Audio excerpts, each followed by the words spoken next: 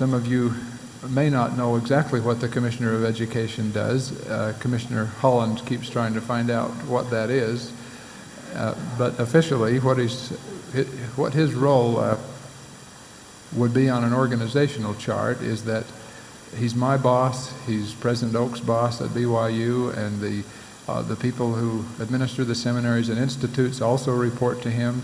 President Hal Eyring, who was the president of RICS for several years, until just recently, as you know, is the deputy commissioner and also reports to Commissioner Holland. He assists with the seminaries and institutes and church schools all over the world.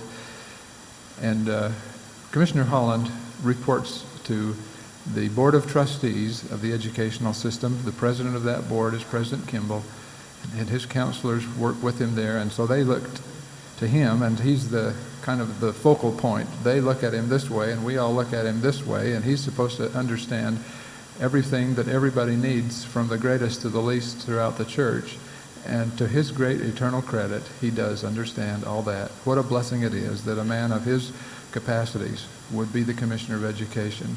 The kids love him, the brethren love him.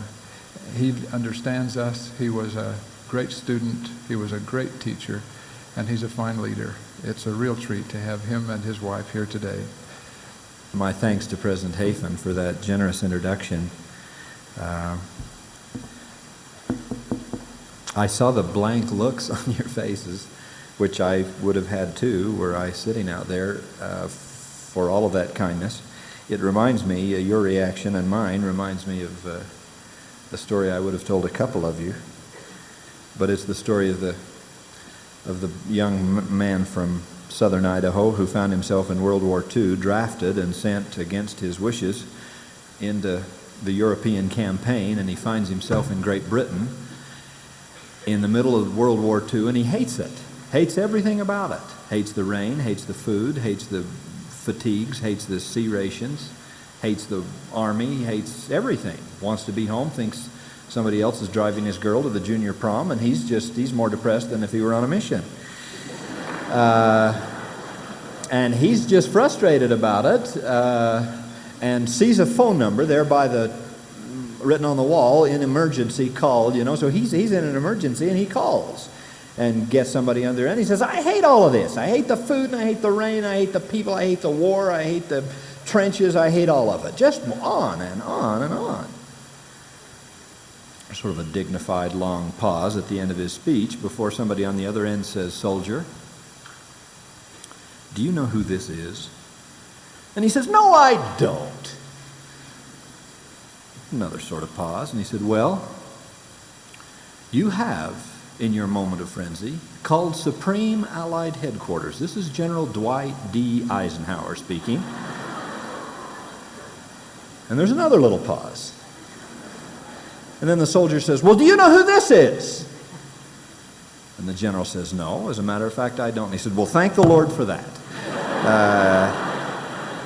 And hung up. I don't expect you to just come right out of your seats with the announcement of my visit here. That's the visit that I make is much more for my sake than for yours. And I'm grateful for the chance to be with you anytime I can, and to be with your president and the administration and the faculty and staff. But most of all, I'm always most grateful to be with you. I would like to talk to you for just a minute about what I think you've done to President Hafen. I'm paid to be worried about this. I'm not his boss. That's the wrong kind of word. He shoots bullets, and I sit down there making them. I call up and I say, how many bullets do you want? And he puts in an order. But you've done something to him. I don't know whether the faculty's done it or the student body, but I've known him for a long, long time, and he's always been a sweet, disciplined, pleasant man. He looks right and he acts right, and so the brethren said he's just the man for the presidency of Ricks College. And then we send him up here, and I get the scroll. I get the scroll every week, and I open and I see him out on a basketball floor, and it's sort of an old-time uniform. It's one of those old 1890 bathing suits, but he's out there, black high-top sneakers, but dribbling the ball and bouncing around. I see a picture of him honorary member of the wrestling team. This is the president that I've known all these years, sweet and disciplined and dignified. A little basketball here, a little wrestling there. We had a meeting in his office this morning. On the table, not a vase of flowers, not fresh fruit plucked from the vines of Madison County. No, in the middle of the table was a shot put, just sitting there. And he said he's been working out, a couple of dents in the walls, one broken window. He's been chucking this thing around, but he's still there. He's got a white shirt on and a suit, and he's looking for all the world like the man we sent here. I checked with Shirley and Iris out in the front office, and they said every now and again they look through the crack in the door and he's turning sort of a green, and the sides of his pants are splitting, and his T-shirt ripped right up the back. And through some process that nobody yet has identified, where it says President Bruce Hafen, it's immediately transferred to President David Banner. And then that goes, it passes. If any of you want to talk to me about that personally, I'll be in a phone booth right after this devotional.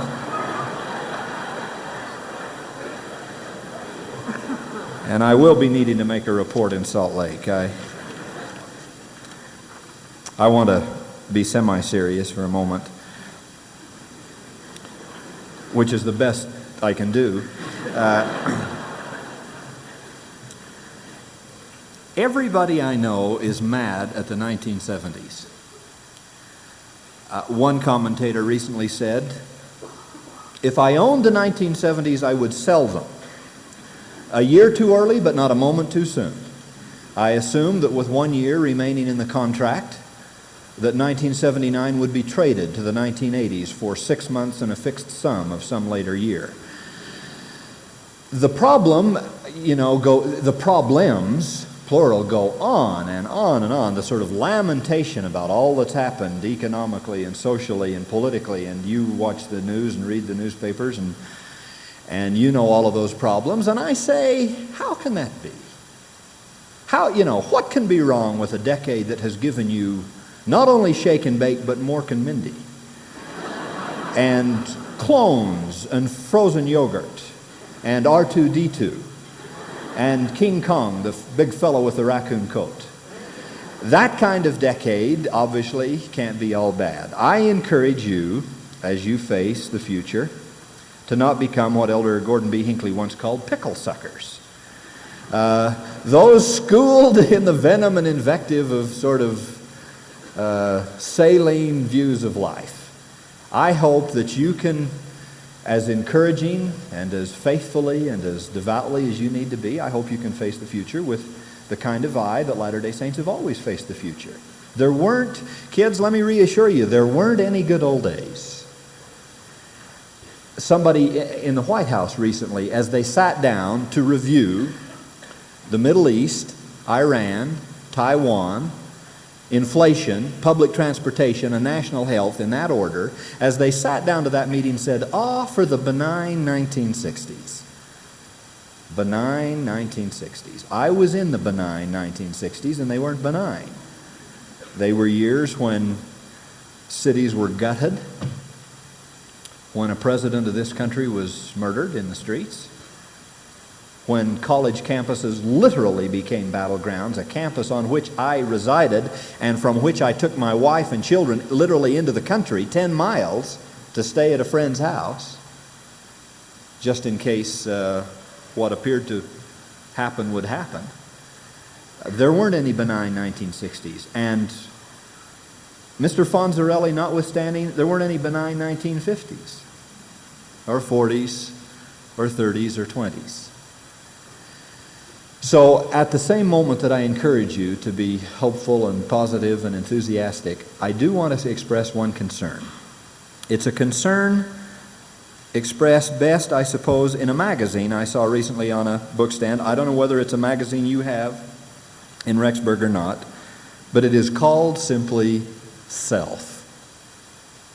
Got it? From life and look to people and us, we have now come to self.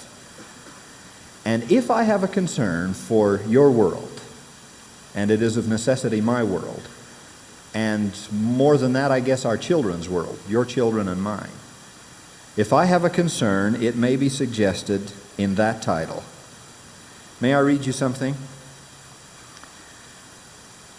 My concern is the thread of a moral vision which seems to steadily decrease until it may finally come down only to self.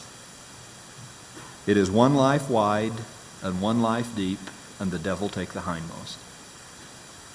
The thread I fear is the thread of self-centeredness gone amok, of psychic insistence upon everyone doing his own thing, of everyone getting in touch with himself at the expense of getting in touch with anyone else. It is the thread of a culture which has in some ways carried accentuated individualism to the extreme and now has the pursuit of happiness standing paralyzed in front of a mirror, pleading, "Who's the fairest of them all?" We live in a time in which there has been almost transcendent self-attention, where the conquest of nature and the search for new frontiers has given way to neo-narcissism, that greatest of all tasks in the 70s, self-realization. In a world where it's all hanging out, where we've immersed ourselves in ourselves, where intimacy has gone public and four-letter words batter our ears, in a quest for instant gratification and purely personal views of the world, we run the risk of profoundly violating the two great commandments on which all others depend. We may come to find neither love of God nor of neighbor, but only love of ourselves.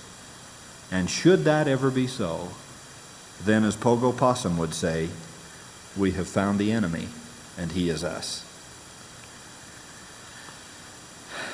I don't know whether you care at all about what life, well, you do care. That's not appropriate to say. You care. I guess what I'm suggesting is I don't know whether you think about what your children's life is going to be. I did not.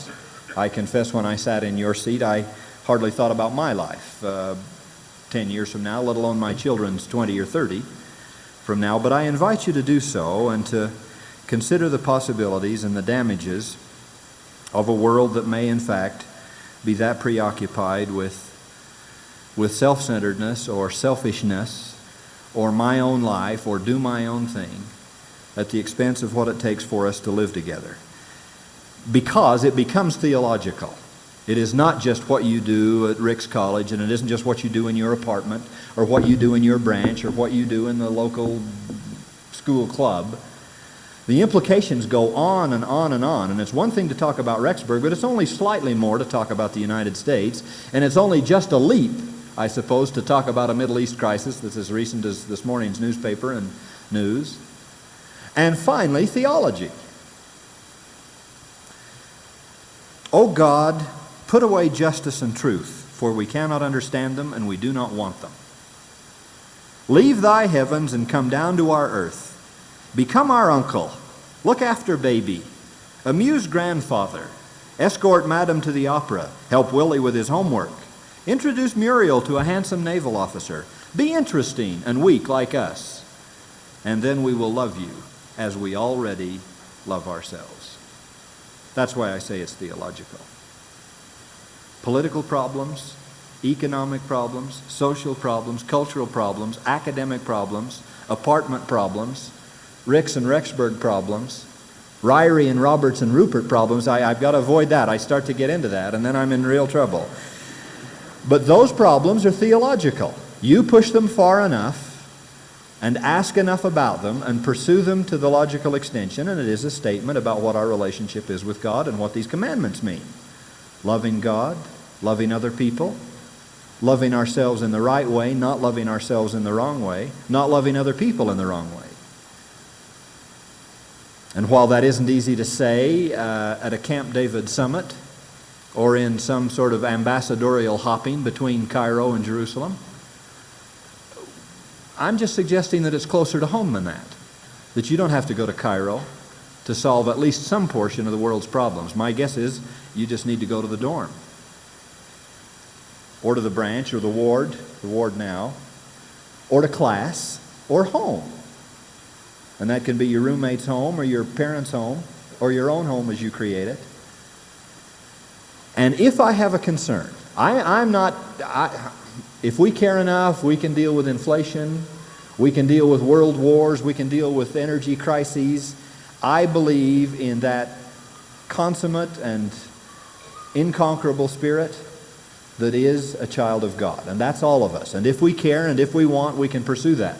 The one great concern I have about you and about me and about our time is some sort of incessant insistence on doing our own thing, on getting in touch with ourselves, as it suggested, rather than getting in touch with somebody else, let alone getting in touch with God. May I quote from one of the great minds of modern life, President Bruce C. Hafen. I'm quoting from his superb article in the Ensign, which if you haven't read, you must, of December of last year. He said, "This chaos, it's the kind of chaos, though not specifically, but it's the kind of chaos to which I've referred, pandemonium socially and economically and politically and every other way, and it goes on. What I'm trying to suggest is it is not just the 1970s. It isn't just a lamentation about this year as opposed to any other year. Some way, somehow, sometime, until we're better than we are and more religious and righteous and faithful and devoted than we are, until the gospel of Jesus Christ can get to more places and into more hearts than it is now in, it'll always be a problem." To that kind of chaos, and about that kind of chaos, as it's seen in the 1970s, President Hafen says that part of this is due to, quote, "the almost endless talk about personal liberty and self-fulfillment. It is in the air. There are rights movements everywhere." Can I continue that quote from that same issue of the Ensign? President Hafen says, and this is why I say it matters to you today, in your dorm, in your apartment, in your ward. It gets as real as marriage and things like that, and there's nothing more real on the Rexburg campus than that. May I quote about those rights, that self-fulfillment: "Not understanding the depth of commitment made in a marriage, and perhaps influenced by seductive talk about the rights to self-fulfillment, many in today's world who experience marital difficulties simply leave the scene of conflict by either literally or figuratively divorcing themselves from the person they view as the source of their frustration. Many of these in time will marry another person or move to a new apartment, only to find that another set of conflicts and frustrations exist. Once again, they may leave that scene of that conflict, somehow believing that they're entitled to live without the inconvenience of dealing with points of view different from their own. Thus, they may never experience what it is to understand a situation from the perspective of another person or subordinate their views to the needs of another. As a result, they deprive themselves of the experiences necessary to permit the discovery of the meaning of love." Close quote. They deprive themselves of the experience necessary to discover the meaning of love. Now, I don't know what solves political problems. I don't know what solves economic and social and cultural and academic problems. But my guess is it has something to do with the experience necessary to develop the meaning of love. For other people, for each other, for parents, for our children yet unborn, for ourselves in the right way and hopefully not the wrong way. In that same vein, two great sociologists writing out of a major university in the East say almost literally the same thing. Is it possible, say Mr. and Mrs. Glasser, Dr. and Dr. Glasser, is it possible that more and more young people, and some older ones, faculty, also face a marital relationship expecting instant gratification for which no effort on their part is required? Can we hypothesize, they say, that society's emphasis on individualism is so great that marriage is not seen as a partnership, but another place to compete for the gratification of personal needs? Can it be suggested that family life is no longer seen as a cooperative venture among parents and children who have responsibilities to each other, but simply as one more place where each grabs what he can without endangering future rewards. How do you get along in your apartments? Why am I getting that sort of ripple effect through the audience? How do you get along on dates? How do you get along with your own parents? Why is that getting more of a response? How do you get along with your little brothers and sisters? Do you think it will be so different when you're married? Do you think that in some majestic, monumental, metaphysical way, a wand will be waved, and the problems and challenges of daily life, hourly life, financial and emotional and social and academic and professional and private, do you think those will all slip away into Never Never Land, through the heart carved at the end of the gym for the sweetheart's ball? It will not go away. It does not go away in a marriage. It doesn't go away in a political conflict. It doesn't slip out the door in inflationary, economic, difficult times. Those are some of the realities of life for which I assume we're sent here, and about which President Hafen says we need to learn the essence of love.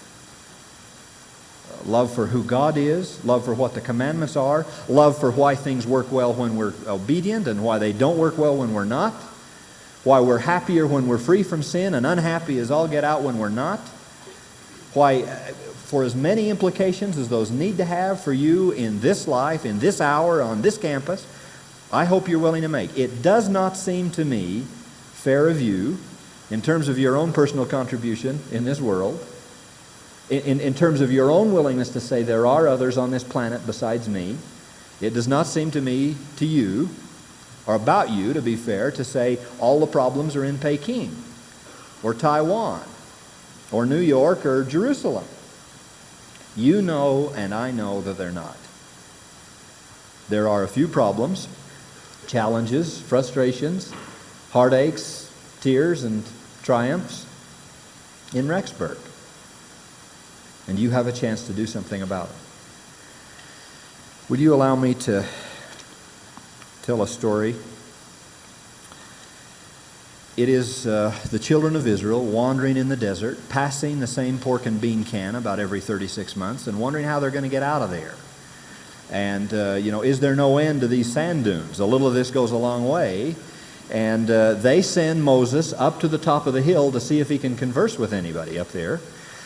And Moses ascends, taking Joshua and leaving him halfway up the hill, and Moses goes to face the Lord and try to obtain whatever priesthood or principles or covenants or commandments or tablets or directions or roadmaps that it takes to get out of here. Now, they're trying to get out of Egypt. The Lord's trying to get Egypt out of them. That's part of the dynamic of having to undo 400 years in an apostate, difficult, foreign world for these children of Israel. So, Moses goes up the hill and faces God, hearing the word of the Lord, seeing the finger writes on these tablets. He's there stunned for day after day after day. It is a long experience, as you know. And he's getting the very direction that he went there to get. He is getting the instruction, the covenants and the principles and the commandments and the promises about how to get home. If you want to get home, Moses, this is what you do. And some of it's going to be written on these little tablets. I don't want to talk to you about it for quite a little while. And let's get one thing straight. Before we start writing, let's just understand this. Before I can talk to you about chastity and loving your parents and a lot of other things that matter in Rexburg, we've got to get one thing straight. Thou shalt have no other God before me. Now, I want to get onto those other subjects, but I can't say anything about that until you get that through the head of these little people down there. That's part of the reason you're not home now. That's part of the reason you do keep seeing that same pork and bean can. Thou shalt have no other God before me. Get rid of those gold calves. Try to forget the Pharaoh. All that you went through down there in that world is not going to exist now when we go home to a land flowing with milk and honey and in my covenant promise. So write it down. And in fact, here's a second one, just in case anybody forgets. Thou shalt not make unto thee any graven image. Now, I've only got 10 commandments and I've given you 2. I've used up 20% of my tablets. A fifth of the space available to us is gone, but it's worth it. None of this other stuff's going to matter unless you understand that. So here's Moses, all in a tizzy, getting all of this down and ready to pack his tablets down the hill and get these people home. And guess what's going on down at the bottom of the hill? They think he's been gone too long. They think he went over the top of the hill and grabbed a sack lunch at the bottom and went on somewhere. He's probably out backstroking the Mediterranean. And they're concerned, and they say to Aaron, who was left in charge, look, he's gone, you better get us out of here. I'll read what they said. Up to Aaron, make us gods which shall go before us. For this Moses, the man that brought us up out of the land of Egypt, we wot not what has become of him. That's sort of Elizabethan 17th century language. That's a little hard to understand, but that's what it says. Moses has taken off. We don't know what's happened to him. You better whip us out a gold calf. We've got to get out of here. And we're used to relying on gold calves. Thus the conversation at the top of the hill, okay? Dramatic case in point. Well, Aaron, what does he do? What should he do? Well, he says, bring me the earrings and the bracelets and the necklace that your boyfriend gave you while he's on his mission, and I will work with them and we'll get this calf. He received them at their hand, these gold elements, he received them at their hand and fashioned it with a graving tool. After he made a molten calf and said, these be thy gods, O Israel. And they had a great party. They had one of the all-time great parties. It was heard from Dan to Beersheba. In fact, Joshua hears it halfway up the hill, and he thinks there's a war on. He thinks the Babylonians have swept down in some sort of reverse encounter, and he, the great military man that he is, he wants to thunder down and get his slingshot. Moses, at the top of the hill, is getting a little more direct information. The Lord says, Moses, we've got a problem. Why don't we just cut this conversation short here for a minute, because you remember the gold calves we were just talking about? And so Moses reluctantly says, okay, I'll be back. Let me lug these tablets down the hill and see if they do any good. But as he gets down the hill and Joshua says, look, the battle's half over. We should have been there. Our guys are losing. And Moses says, yeah, they're losing all right. But it isn't any battle. What he literally says is, it is not the voice of them that shout for mastery, neither is it the voice of them that cry for being overcome. That is not victor or vanquished you hear down there. It is the noise of them that sing. The noise of them that sing. That's like I sing. That's sort of show me the way to go home. The worst, it's ever been sung. They're just having the kind of party that isn't appropriate on the Ricks College campus. And Moses is heartbroken about it. I guess in a lot of ways he would wish it were the Babylonians. You could do something about that. But what do you do about this crowd? Well, you know what happens. He comes down the mountain brokenhearted and breaks the tablets and says, I will not, I cannot, I won't bring to you what I felt in the presence of the Lord. I'm simply going to take this figurative roadmap and tear it up, and we've got to straighten a few things out. Breaks the tablets, destroys the gold calf, pours it in the water, makes them drink of it, a kind of symbolism, I suppose, involved there, and then there's a fist fight. And he says, let's get a couple of things straight here. Who really wants to go home? Who believes in why we are going home? And there's a little debate about the God of Israel, and 3,000 people lose their lives. And then at that point, with all of that dust settling, he walks up to Aaron. Moses said unto Aaron, what did this people unto thee, that thou hast brought so great a sin upon them? What'd they do, brother? Literally, his own brother. What'd they do? Did they tell your kids they couldn't go to seminary? Did he poke bamboo sticks under your fingernails and did the Vikings lose a game? What possibly could have happened to so destroy your morale that you would have done this? Here's Aaron's answer. Let not the anger of my Lord wax hot. Thou knowest the people. They're set on mischief. This is a lousy crowd. You knew it. You and I are the only straight arrows around here. We ought to get this thing straight and leave town. Said, you leave an unruly batch like this with me, they start messing around. I can't control them. There's not a duty to God winner in the crowd. I want to go home. And here's his actual account of. You'll be able to separate, won't you, the sort of Holland commentary from the actual scripture, I'm sure. They said unto me, I am now quoting, they said unto me, Aaron, make us gods, which shall go before us. For this Moses, the man which brought us up out of the land of Egypt, we wot not what has become of him. Now that is literally what they said. That is an exact quote of what they said. Fair enough, Aaron. But now here's his little postscript. And I said unto them, this is the part that's new, whosoever hath any gold, let them break it off. So they gave it to me, and I cast it in the fire, and there came out this calf. I am reading the actual record. I have to make that distinction between what I'm contributing and what the book is. I am reading from the 32nd chapter of Exodus.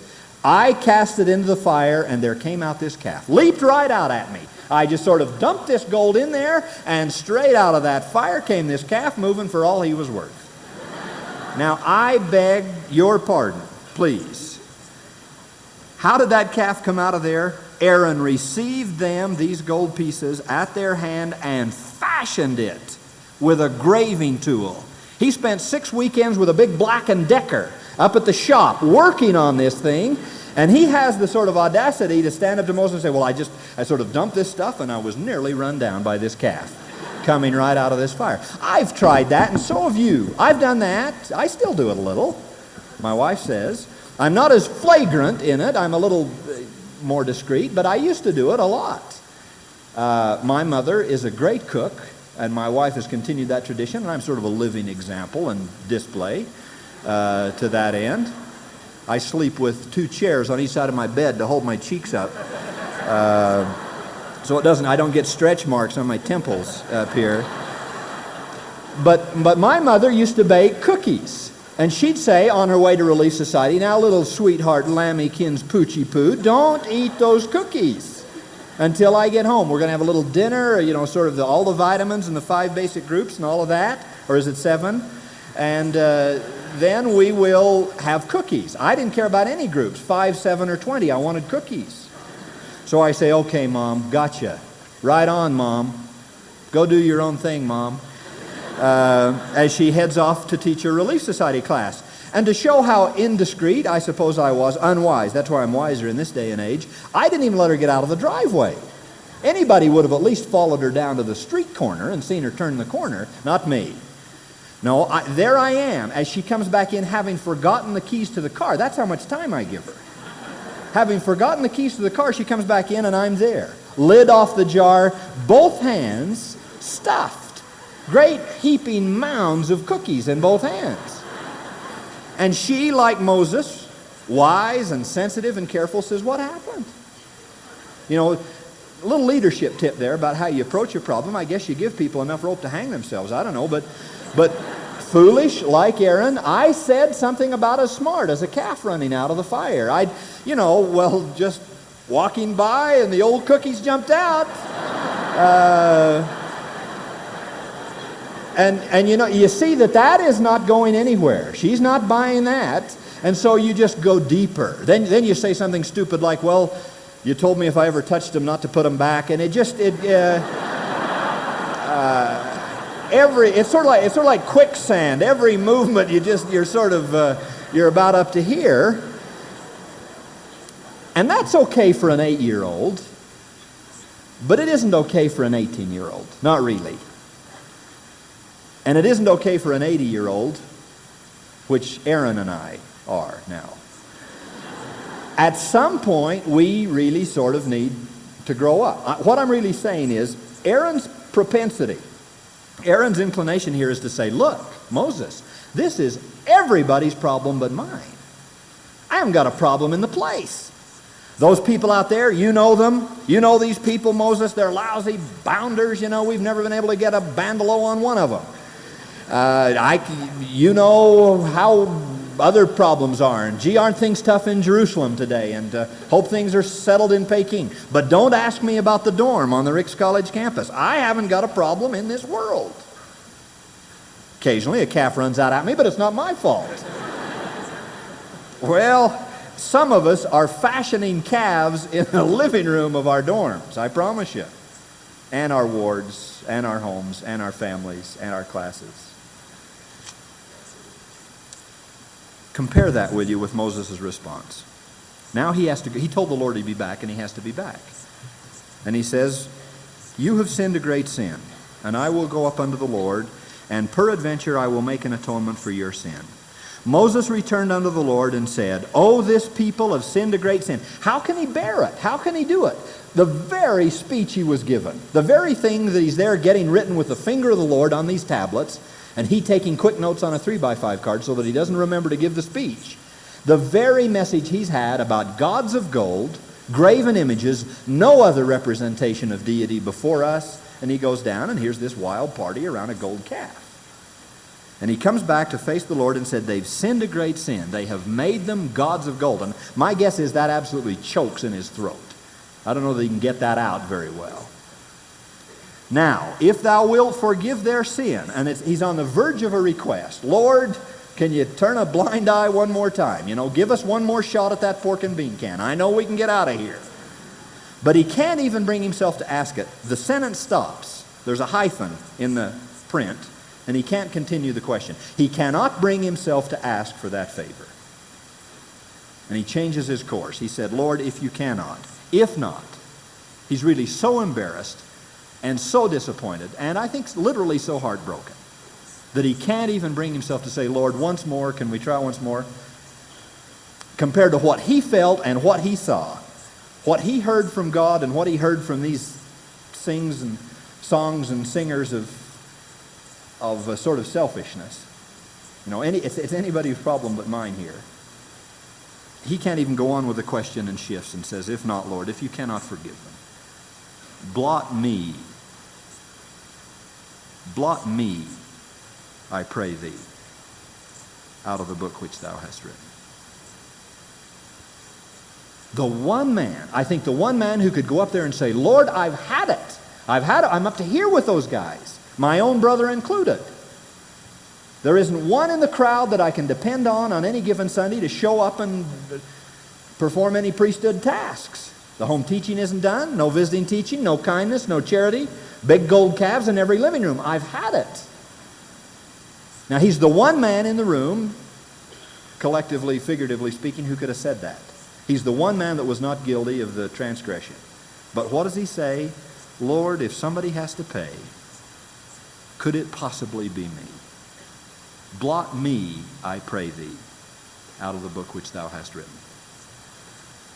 They've got to go home. I know they've got problems. I know they're not all they should be, and I know they're not keeping the commandments, at least not as many of them as they should be. But Lord, whatever else they are, they're my people. And Aaron, big grown kid, should know better, a high priest in the church, former bishop and stake president and mission president. I know he should know better. But Lord, he's my brother. And if somebody has to stay, if somebody has to mill through these sand dunes, could it possibly in any way be me? And could you find it in your heart of hearts to let them go home?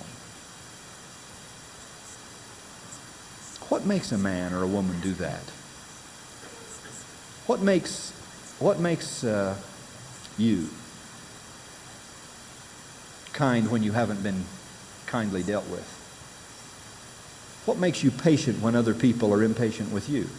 Why should you wash the dishes when you've washed them and washed them and washed them? Why should you study for an exam when it doesn't look like anybody else isn't there doing about as well? Why should you turn out for practice week after week after week and maybe not get to play? Why should you decorate the gym or the recreation hall or the apartment or dust or sweep or clean or pray? When in the great scheme of things, as you watch it week after week, it may not seem to make a heck of a lot of difference to a lot of other people. I don't know why, except that there is something gospel-oriented and eternally grounded in that response. Lord, if somebody has to pay, could it possibly be me? Could I be the one? As opposed to a response that says, look, if there are problems around here, I want you to get it straight, Lord, and roommates, and President Hafen, and Bishop, and anybody. It's not my problem. And wife, and husband, and child. Boy, if there are problems in this family, it's not me. I have run into a calf or two, but I didn't create that thing. Well, Moses didn't either. And he could have said, get me out of here. I do want to pick up a sack lunch and be gone by noon tomorrow. I've had it. I've had it with the apartment. I've had it with the ward. I've had it with the world. I've had it with Sadat and Begin. I've had it with everybody. But what you do is you stick around and eat your lunch on the spot and go back to work. And you pray a little more and study a little harder and serve a little more kindly and react a little more patiently. And you fly the flag. That's what you do. You fly the flag. You plant your feet and you say, I can't speak for the rest of the world, but right here on my little half acre, you will find the Zion of heaven and earth, my little city of Enoch right here. And if it's this apartment or this bedroom or this role in the Relief Society or the Elders' Quorum, I can't solve all the world's problems. I can't even solve most of them. But I can at least stand up and be counted and say, Lord, don't let me off the hook. I'm ready to go back in, Coach. Send me. And it may not even be your problem. That's the irony. I'm trying to suggest that there are lots of problems to go around for everybody. But in this case, in this grievance, in this difficulty or disappointment or heartache, it may not be your problem. At least it may not be your fault. But if you're willing to say, Lord, if somebody's got to broaden their back and strengthen their shoulders, let it be me. Because whatever else she is, she's my sister. And whatever else they are, they're my brothers and ward members and Latter-day Saint colleagues and non-member friends and world leaders. I'll do my little part, and I don't want to get off the hook. At this moment, I choose, Lord, not to do my own thing. But I'll do somebody else's thing.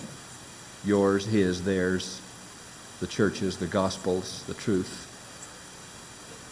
And while I'm doing that, I will find that indeed somehow eternally, evermore, faithfully, that comes to be our thing.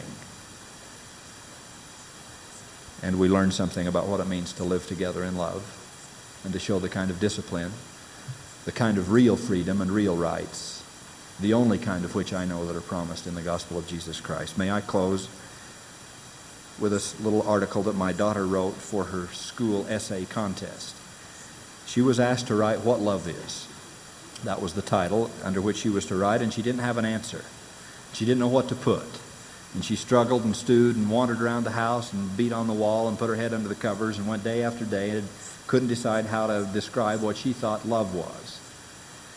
And then one day it all came together in our home. She sat down and wrote the essay and won the little contest in the school and then in the district and then in the state, and it finally got published in the Children's Friend. Could I read it to you, misspelling and all? What Love Is by Mary Holland. I was practicing the piano and it made me cry because it was bad. Then I decided to practice ballet and it made me cry more. It was bad too. So then I decided to draw a picture because I knew I could do that good, but it was horrid. Of course, it made me cry. Then my little brother, 3 years old, came up and I said, "Oh, Duffy, what can I be? I can't be a piano player or an artist or a ballet girl. Oh, what can I be?" Little drama in there. My little brother, 3 years old, came up to me and whispered, "Mary, you can be my sister." And that is something everybody can be. A sister, a brother, a friend, and I think that is what love is. Signed, Mary Holland. I don't know whether you're disappointed in people or possibilities or programs or principles or politics. I don't know whether so much that you hope for or count on for a moment seems to be beyond your grasp. I don't know what kind of, individually, I don't know what kind of challenges you face, but I can guess at them. We've all faced them. There weren't ever any good old times. If at that moment you see the chance, would you please take it? Knowing full well that everybody in this room and everybody in that apartment and everybody in that ward and everybody on this campus is feeling some of that same kind of emotion when it doesn't look like they can play the piano or practice ballet or draw a picture. Will you take the chance as often as God gives you the ability to see it, will you take the chance to walk up and say, Susie or Sammy or Janie or Johnny, maybe the piano and the ballet and the pictures aren't going well. Maybe school and dates and hopes and dreams aren't going well. But there's one thing you can be. One thing forever and ever and ever you can be. You can be my sister. Or you can be my brother. Or you can be my friend, and that is what I think love is. Signed, Mary Holland. God bless you as you pursue happiness, one of the inalienable rights according to our founding fathers, and scripturally true from Holy Writ. As you pursue happiness, God bless you to sense your obligations to provide that for someone else in a fully mature, responsive, broad-shouldered, straight-backed way, where you ask for your part of the burden and your piece of the task to bring to pass the peace and the happiness and the hope that this world dreams of, and that you dream of, and that I dream of, and that with God's help we're able to have. I ask in the name of Jesus Christ. Amen.